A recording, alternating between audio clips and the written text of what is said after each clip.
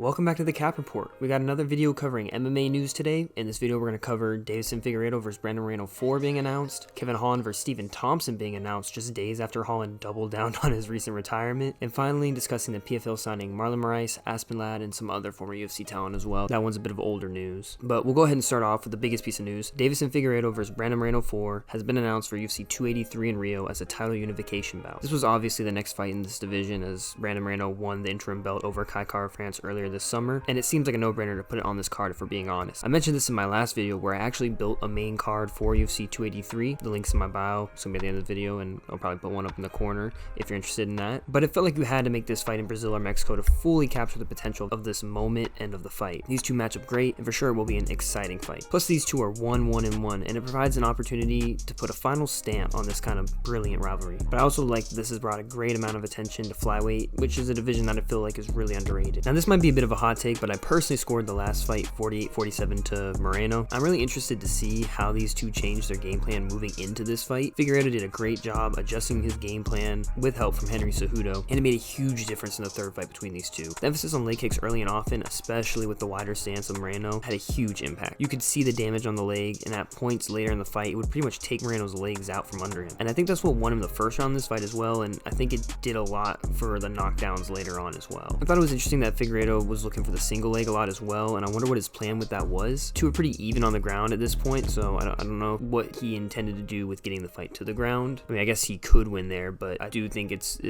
really even between the two there. But I don't really think he needs to change too much in his game plan for this upcoming fight. I think he needs to be a lot more careful getting to exchanges with Moreno because Moreno was tagging him a lot, and it actually was unexpected for me because Figueiredo's the one with the power advantage, but it didn't really look like that was the case too often, aside from like the first knockdown he had in that fight, which came from like nowhere and might have even won him the fight if we're being real. I'd like to see Figueiredo look at some like head kicks and high kicks again as well though. I'd like to see him incorporate that. I mean, I think what was it in the first fight that both of them threw a lot of them, but he went to the legs and he went low so much that I don't think it would hurt to at least look at a head kick and just maybe catch Moreno off guard with it, just give him something else to consider. With so many, you're conditioning him low that you could catch him slipping. For Moreno, I think the biggest thing he'll need to change is addressing the leg kicks, right? Whether it be by tightening his stance, allowing him to move out to avoid it, showing the shin to discourage leg kicks, which I think it might not even do, maybe even taking a page out of Otto's book and just pivoting out from them, though I don't know how likely that one is because it would make him have to be a lot less offensive, which is something I think Aldo was fine with, but I don't think Moreno would like to do as much. And one last option would be just throwing down the middle every time in an attempt to discourage the leg kicks as well, but he kind of did that in the last fight between these two, and it didn't really have that effect. I will say he did stun Figueiredo once by doing that, where he just threw down the middle at the same time as Figueiredo threw that leg kick, and if his leg hadn't been taken out from under him, he might have dropped Figueiredo there because he did stun him. That being said, his combinations looked amazing and he was doing a lot of damage from them. As I mentioned earlier, he was tagging Figueiredo quite often, and I think he was really starting to time his head movement too. There'd be points where Figueiredo would be trying to get off the center line and Moreno would still kind of follow him and catch him on those. I think he could look to land more leg kicks as well this time around. They work just so well at slowing guys down and draining their power that it really should be something that everyone's using. It really should be like a common practice at this point in the sport. I would like to see him have a little more variety in general with his kicks. I know he loves looking up high and he's done it so much in this trilogy, but I think he did a great job of it in his last fight, switching it up more, where he just like completely crumpled Kai Kara-France with that liver kick. I think they'll be expecting the head kick, and maybe they'll expect the body shots now because of the Kai Kara-France fight. But I think that by landing to the body more, Moreno already has the better gas tank of the two, but it should help to maybe give him a better advantage later in the fight. It's something akin to the leg kicks, you know what I mean? But also it gives more for Figueiredo to have to read. It's quite interesting. They open up the odds at even, minus 110, but I guess it's understandable. I believe all three of the fights the favorites lost. It makes sense. And I'd agree that this fight is pretty much a toss-up. For now, I'd probably lean Moreno 60-40, winning in a decision. Maybe he could finish him. There's just as easy of an odd that Figueiredo lands just the right shot. But going ahead and moving on to our next topic, just days removed from Kevin Holland doubling down on his retirement, Kevin Holland versus Stephen Thompson was announced as the main event for UFC Fight Night in Orlando on December 3rd. It's nice to know that Holland was bluffing this whole time. I will say initially, I thought he wasn't being serious at first, but recently when he doubled down on it, I kind of figured he wasn't lying, and I just thought that, okay, well, maybe he's just moving on, you know what I mean? He made his money and he was moving on with life. But I will say it's also nice to see him get a favorable matchup in a main event against a ranked guy as well. I mean, what more can you ask for? And for Stephen Thompson as well, this is nice to see him get a guy who's going to stand up with him, you know? For both of these guys, you got to be happy to see this matchup. They're not getting stuck, you know, drowning against wrestlers for once.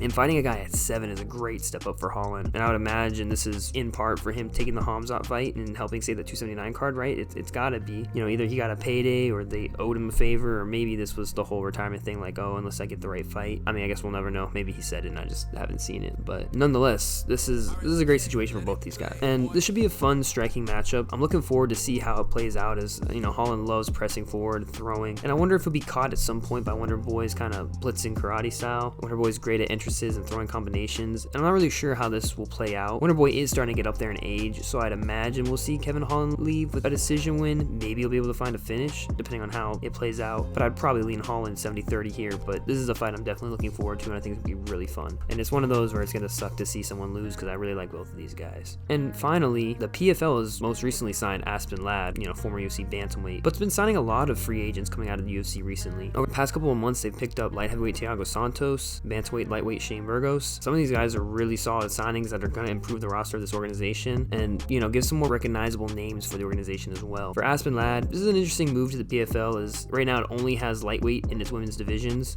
She's had problems with making bantamweight, which is likely what caused her getting cut. The weird thing is, if the UFC cared about the women's featherweight division beyond using it as a way to make Amanda Nunes a double champ, Aspen Ladd would probably still have a future in the UFC. That being said, does this mean that the PFL intends to add another women's division, women's featherweight, or is it expectation that Aspen Ladd's just gonna have to move up to 155? Featherweight's probably the best division for her, so I guess we'll see. But for the time being, I don't see anything other than that the signing could be signaling such a move. In my opinion, she'll probably have to move up to lightweight for a season or two before they maybe officially announce or put into action a featherweight division. There's a couple other PFL signings that I haven't discussed on this channel, and it feels like this might be the right time to discuss them here too. First off, I'll talk about Thiago Santos. Following his UFC contract expiring, he is signed with the PFL. It's understandable. He cited the $1 million, you know, purses and pay in general is the reason for moving organizations. I think he said it was more than he had made the whole time in the UFC. That being said, he's also 1-4 and wasn't likely going to see another title shot, so the move makes sense for both angles, right? For the UFC, he's not a guy who's going to be much more than probably a test for younger guys. Both sides really is going to be a bad thing, right? He's not going to like that. They're not going to like that. He has an opportunity to go fight lesser competition and make more money in kind of the twilight years of his career. I can't blame him. You know, Santos has never really just been the same guy since blowing out, what was it, both of his knees in the John Jones fight. He's getting up there in age at 38, but the heavier weight classes, you can kind of get away with that a little more. I think that, yeah, as I said, with the drop in competition, you could string together some wins,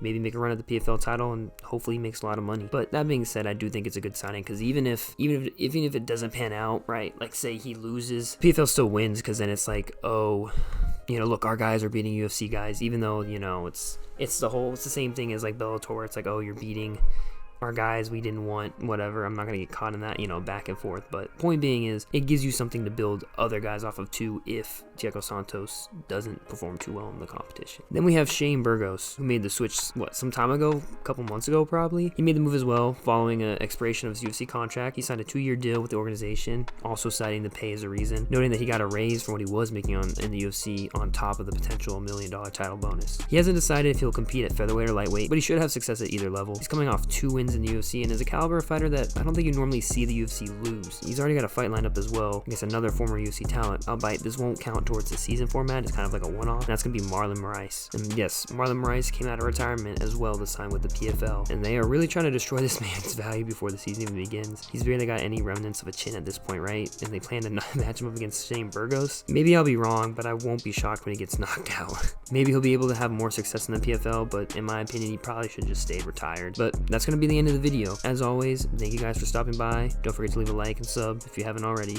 And what do you guys think of the news? Who do you favor in Figueiredo Moreno 4? Who do you got in Wonderboy versus Holland? And do you believe that Holland was ever actually retired? Do you like the latest couple of signings in the PFL? Do you think it improves the organization? But yeah, shout out to all 356 subscribers and to anyone who was subbed from this video. This has been the Cap Report.